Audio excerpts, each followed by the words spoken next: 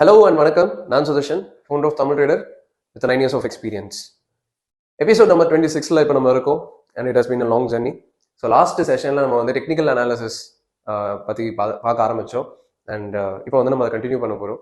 Suppose நீங்கள் நம்ம சேனலுக்கு புதுசாக வந்திருக்கீங்கன்னா கமெண்ட்டில் நம்ம பிளேலிஸ்ட்டோட லிங்க் இருக்குது, டிஸ்கிரிப்ஷன்லையும் இருக்குது. நீங்கள் அதை ப்ரெஸ் பண்ணி மற்ற வீடியோஸும் பார்க்க முடியும். Okay, so coming to today's class நம்ம வந்து இப்போது டெக்னிக்கல் அனாலிசிஸில் டைப்ஸ் ஆஃப் ஸ்டாக்ஸ் பற்றி பார்க்க போகிறோம். ஆக்சுவலி இதை நான் வந்து ஸ்டாக் செலெக்ஷன் அப்படின்ற ஏரியாலே சொல்லி கொடுத்துட்டேன்.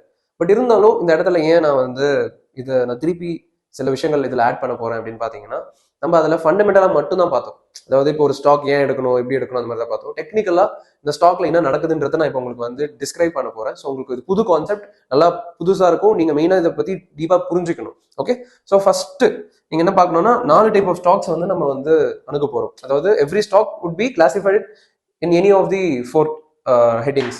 அதாவது இந்த 4 டைப்ல வந்து ஃபர்ஸ்ட் வந்து ப்ளூ சிப்னு சொல்லுவாங்க.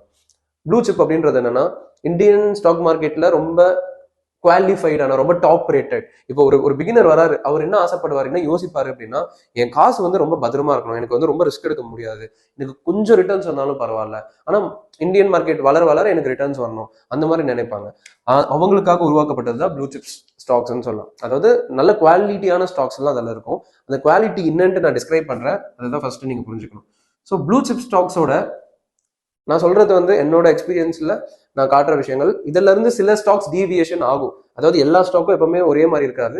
பட் மெஜாரிட்டி எப்படி இருக்குன்ற ஆவரேஜ் பேஸ் பண்ணி தான் நான் உங்களுக்கு இந்த விஷயத்தை காட்ட போறேன். Okay, so blue chip stocks usually எப்படி இருக்கும்னா, ஒரு ஸ்டாக் வந்து ஏறும், ஒரு ஸ்டாக் அதாவது கொஞ்சம் கிராஷ் ஆகும், திருப்பி வந்து ஏறும். இந்த மாதிரி இருந்துச்சுன்னா இது வந்து ப்ளூ சிப் ஸ்டாக். அதாவது ஒரு ப்ளூ சிப் ஸ்டாக் வந்து கிட்டத்தட்ட இந்த மாதிரி பெர்ஃபார்ம் பண்ணுன்னு சொல்லுவாங்க. இதை நான் வந்து இன்னும் டிஸ்கிரைப் பண்றேன். என்னன்னா, இப்போ ஏறும்போது வந்து பாத்தீங்கன்னா, லட்சம் இது வந்து ஒரு 1 இயர் ஜர்னின்னு வச்சுக்கலாம். இந்த 1 இயர் ஜர்னில இந்த ஸ்டாக் வந்து ஹார்ட்லி ஒரு 10-15% growth வந்து இருக்கலாம். அண்ட் வென் இட் கிராஷஸ், இதுதான் ரொம்ப முக்கியம். கிராஷ் ஆகுறது மட்டும் நான் பிளாக்ல மார்க் பண்ணியிருக்கேன். எப்பெல்லாம் கிராஷ் ஆகுதோ பெரிய கிராஷா இருக்காது, ப்ராபப்ளி அதே மாதிரி தான். இது நான் டிஃபைன் பண்ண முடியாது, ஒரு டைம் பீரியட் பொறுத்து இந்த கிராஷ் மாறும். பட் மெயின் பாயிண்ட் என்னன்னா, கிராஷ்ன்றது ரொம்ப ரொம்ப பெருசா இருக்காது. அதாவது 50%, 80% அப்படி இல்லாம மோஸ்ட்லி வந்து ப்ளூ சிப் ஸ்டாக்ஸ் பொறுத்த வரைக்கும் 20%, 25% கிராஷ் ஆனாலே அது ரொம்ப பெருசுன்னு சொல்லுவாங்க. ஸோ ஸ்டெபிலிட்டி, ஏறும்போது ஓரளவுக்கு நல்லா ஏறுது, இறங்கும் போது ரொம்ப பெருசா இறங்கல, திருப்பி ஏறும்போது ஓரளவுக்கு நல்லா ஏறுது. இதுதான் வந்து ப்ளூ சிப் ஸ்டாக்ஸ்ன்னு சொல்லுவாங்க. இதோட மெயின் 2 பாயிண்ட்ஸ் என்ன அப்படின்னா, கிராஜுவல் growth, எக்ஸ்போனென்ஷியல் கிடையாது, ரொம்ப சூப்பரா, அதாவது பயங்கரமா ஏறுது அப்படி கிடையாது, கிராஜுவலா ஏறும். லெஸ் கிராஷ், எப்பெல்லாம் இறங்குதோ ரொம்ப பெரிய ஃபால் இல்லாம ஸ்டேபிளா இருக்கும், ஓரளவுக்கு கிராஷ் வந்து கம்மியா இருக்கும். இதுதான் வந்து ப்ளூ சிப்போட பாயிண்ட். ஸோ இது யூஸ்வலி இது யாருக்கு வந்து பிடிக்கும் அப்படின்னு பாத்தீங்கன்னா, பிகினர்ஸ்க்கு பிடிக்கும். ஏன்னா அவங்க ரிஸ்க் பயடுவாங்க, அவங்களுக்கு மார்க்கெட்ஸ் பத்தி புரியாது, அதனால அவங்க ப்ளூ சிப் இன்வெஸ்ட் பண்ணுவாங்க. பட் நீங்க நிறைய புரிதலோட பண்றீங்க அப்படின்னா ப்ளூ சிப் ஸ்டாக்ஸ் வந்து லெஸ் ப்ரியாரிட்டி தான் நான் வந்து கொடுப்பேன். ஓகே, ஸோ செகண்ட் வந்து பாத்தீங்கன்னா mid cap, small cap, third வந்து மிட் கேப். இது ரெண்டுமே வந்து கிட்டத்தட்ட ஒரே மாதிரி தான். ஓகே, அதனால நான் ரெண்டுமே சேர்த்து வந்து லாஸ்ட்ல எக்ஸ்பிளைன் பண்றேன். இப்போ அடுத்து லார்ஜ் கேப் பத்தி போகலாம். லார்ஜ் கேப்பும் கிட்டத்தட்ட ப்ளூ சிப் மாதிரி தான். லார்ஜ் கேப்பும் கிட்டத்தட்ட ப்ளூ சிப் மாதிரி தான். ஏன்னா பேர்லயே இருக்கு பாருங்க, லார்ஜ் கேப் அப்படின்னா உங்களோட மார்க்கெட் கேபிட்டலைசேஷன் ரொம்ப அதிகம், அதாவது ரொம்ப ஃபேமஸான கம்பெனியா இருப்பாங்க. நீங்க வந்து எந்தெந்த கம்பெனிலாம் ஃபேமஸ் நினைக்கிறீங்களோ, அதாவது உங்களுக்கு தெரியுமோ, அதெல்லாம் எடுத்து பார்த்தீங்கன்னா மோஸ்ட்லி அது லார்ஜ் கேப்பா இருக்கும். நான் சொல்றது ஒரு பிகினர் ஃப்ரெண்ட்லியா பார்க்கும்போது. ஸோ அந்த கம்பெனிஸ்லாம் எப்படின்னா, அவங்களும் அகைன் ஸ்லோவா கிராஜுவலா தான் ஏறுவாங்க, இறங்கும் போது ஓரளவுக்கு லிமிடெட் கிராஷ் தான் இருக்கும். ஸோ ரொம்ப ஸ்டேபிளான ஒரு growth வேணும். ஆனா எனக்கு ப்ளூ சிப்பை விட கொஞ்சம் பெட்டரான growth வேணும், ப்ளூ சிப்பை விட கொஞ்சம் கிராஷ் அதிகமானா பரவாயில்ல, அந்த மாதிரி இருக்குன்னா அது வந்து லார்ஜ் கேப் ஸ்டாக்ஸ்ல வந்து கண்டிப்பா ப்ரிஃபர் பண்ணலாம். ஒன்னொன்னு நம்ம புரிஞ்சுக்கணும், most of the blue chip companies are large cap companies. அதாவது ப்ளூ சிப்ன்ட்டு ஒரு தனி வெரைட்டி கிடையாது, ஸ்மால், மிட், லார்ஜ், இது 3 தான் ஸ்டாக் வெரைட்டிஸ். இதெல்லாம் லார்ஜ் கேப்ல இருக்கிற மோஸ்ட் ஆஃப் த ஸ்டாக்ஸ் எடுத்து தனியாக ப்ளூ சிப், அதாவது லார்ஜ் கேப்லயும் ரொம்ப பொட்டன்ஷியலா ரொம்ப ஸ்டேபிளா இருக்கிற ஸ்டாக்ஸ் தான் ப்ளூ சிப்லயும் போடுவாங்க. ஸோ இப்போ லார்ஜ் கேப்புமே வந்து கிட்டத்தட்ட சேம் கேட்டகரி மாதிரி தான். Okay, right. இப்போ இந்த ரெண்டுமே வந்து பிகினர்ஸ்க்கு ரொம்ப ஃப்ரெண்ட்லியான விஷயம்னு வச்சுக்கலாம். இப்போ அதுக்கு அப்படியே ஆப்போசிட்டான ஒரு விஷயம் தான் வந்து பாத்தீங்கன்னா 3 and 4, small cap and mid cap. இது வந்து ஃபர்ஸ்ட் நான் இதை அழிச்சிடணும், இல்லைன்னா வந்து கான்செப்டே மாறிடும். என்னன்னா, இதையும் நான் அழிக்கணும், ஏன்னா இதோட டோட்டல் கான்செப்டே வந்து வேற. ஓகே, ஸோ நான் உங்களுக்கு எக்ஸ்பிளைன் பண்றேன் பாருங்க. ஏறும்போது பயங்கரமான growth இருக்கும், பயங்கரமான growth. இறங்கும் போது திருப்பி பயங்கரமான ஃபால், திருப்பி ஏறும்போது பயங்கரமான growth. இதுதான் வந்து பாத்தீங்கன்னா ஸ்மால் கேப் அண்ட் மிட் கேப்ஸோட லாஜிக். அதாவது வால்டலிட்டின்னு சொல்லலாம். ஏறுனா பயங்கரமா, எனக்கு வந்து இப்போ எக்ஸாம்பிள் சில பேர் மார்க்கெட்ல வந்து ரொம்ப வருஷமா இருப்பாங்க, ஒரு 5 இயர்ஸ்க்கு மேல இருப்பாங்க.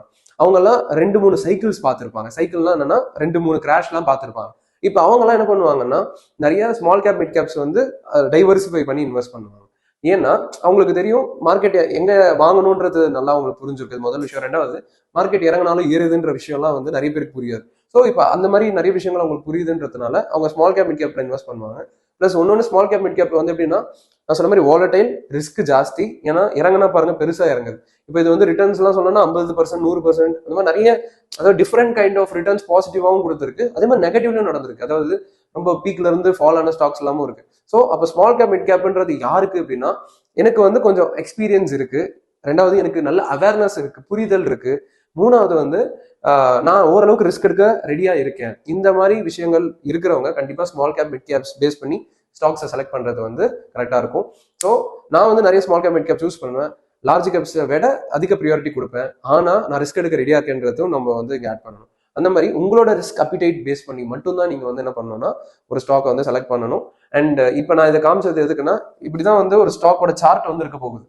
இந்த கிராஷ் பத்திலாம் ஃபண்டமெண்டல்ஸ்ல நமக்கு புரியாது, டெக்னிக்கலா சொன்னதா புரியாதனால இதில் காட்டுறேன். ஸோ எப்பவுமே ஒரு ஸ்டாக்கோட கிராஷும் நம்ம புரிஞ்சுக்கணும். ஏன்னா பாசிட்டிவ் டைம்ல நிறைய ரிட்டர்ன்ஸ் வந்தா ஹாப்பி தான், நெகட்டிவ் டைம்ல கிராஷ் ஆகும்போது பயப்படுவாங்க நிறைய பேர். அதனால தான் நான் கிராஷ் பேஸ் பண்ணி உங்களுக்கு இவ்வளோ டெஃபினேஷன் கொடுத்தேன். ஸோ உங்களோட ரிஸ்க் அப்பிடைட்டுக்கு ஏற்ற மாதிரி நீங்க வந்து புரிஞ்சுக்கணும். பட் இதுல இருக்க ப்ளஸ் பாயிண்ட் என்னன்னா, growth பயங்கரமா இருக்கும். ஒரு 1 to 2 இயர்ஸ்ல ரொம்ப நல்ல growth இருக்கும். இது வந்து இதோட பாயிண்ட். அந்த 1 to 2 நான் மீன் பண்றது கிராஷுக்கு அப்புறம், சரியா? இது நெகட்டிவ் என்னன்னா, கிராஷ் வந்து ஹெவியா இருக்கும். ஸோ சில பேர் பீக்ல இன்வெஸ்ட் பண்றவங்கலாம் பெரிய லாஸ்ல இருப்பாங்க. இந்த மாதிரி இதில் ப்ளஸும் இருக்கு, மைனஸும் இருக்கு. நல்ல புரிதலோட நம்ம வந்து ஃபோக்கஸ் பண்ணுன்றது தான் இதோட பாயிண்ட். ஸோ இப்போ வந்து உங்களுக்கு இதோட கிளாரிட்டி புரிஞ்சிருக்கும்.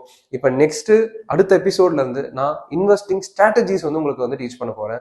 ஏன்னா டெக்னிக்கல் அனாலிசிஸ்க்குள்ள வந்து இப்போ நம்ம பார்க்க வேண்டிய விஷயங்கள் பார்த்தாச்சு. ஏன் இந்தியன் மார்க்கெட் வந்து நம்ம இன்வெஸ்ட் பண்ணக்கூடிய ஒரு இடத்துல இருக்குன்றது பார்த்தோம், அதோட ஹிஸ்ட்ரி பார்த்தோம், நிஃப்டி பார்த்தோம், நிஃப்டியோட இந்தியன் கனெக்ஷன்ஸ் என்ன இருக்கு, அதாவது மார்க்கெட் கனெக்ஷன் என்ன இருக்கு, எந்த இடத்துல வாங்கணும்ன்ற ஒரு புரிதல் நம்மளுக்கு வந்திருக்கும், என்னென்ன டைப்ஸ் ஆஃப் ஸ்டாக்ஸ் இருக்கு, அதோட கிராஷஸ் என்ன, எல்லாமே பார்த்தோம். இப்போ அடுத்து இன்வெஸ்டிங் ஸ்ட்ராட்டஜிஸ் வந்து இப்போ பெரிய பெரிய ட்ரேடர்ஸ் எல்லாம் வந்து என்ன மாதிரி ஸ்ட்ராட்டஜிஸ் ஃபாலோ பண்ணுவாங்க, நான் என்ன ஃபாலோ பண்ணிட்டு இருக்கேன், அண்ட் நிறைய மக்கள் எது ஃபாலோ பண்றாங்க, அந்த மாதிரி இருக்கிற ஸ்ட்ராட்டஜிஸ் நிறைய கான்செப்ட்ஸ் வந்து நான் உங்க கூட ஷேர் பண்ணிக்க போறேன். ஸோ நீங்க இந்த வீடியோ ஃபுல்லா பாத்தீங்கன்னா நிறைய நோட்ஸ் எடுத்திருப்பீங்க நம்புறேன். ஸோ பெஸ்ட்டான பாயிண்ட்ஸ் வந்து நீங்க கமெண்ட் பண்ணுங்க, நான் எது நல்லா இருக்கும் கண்டிப்பா பின் பண்றேன், மற்றவங்களுக்கு யூஸ்ஃபுல்லா இருக்கும். சம்மரி மாதிரி சொல்றேன் நான். அண்ட் நெக்ஸ்ட் வீடியோல கண்டிப்பா சந்திப்போம்.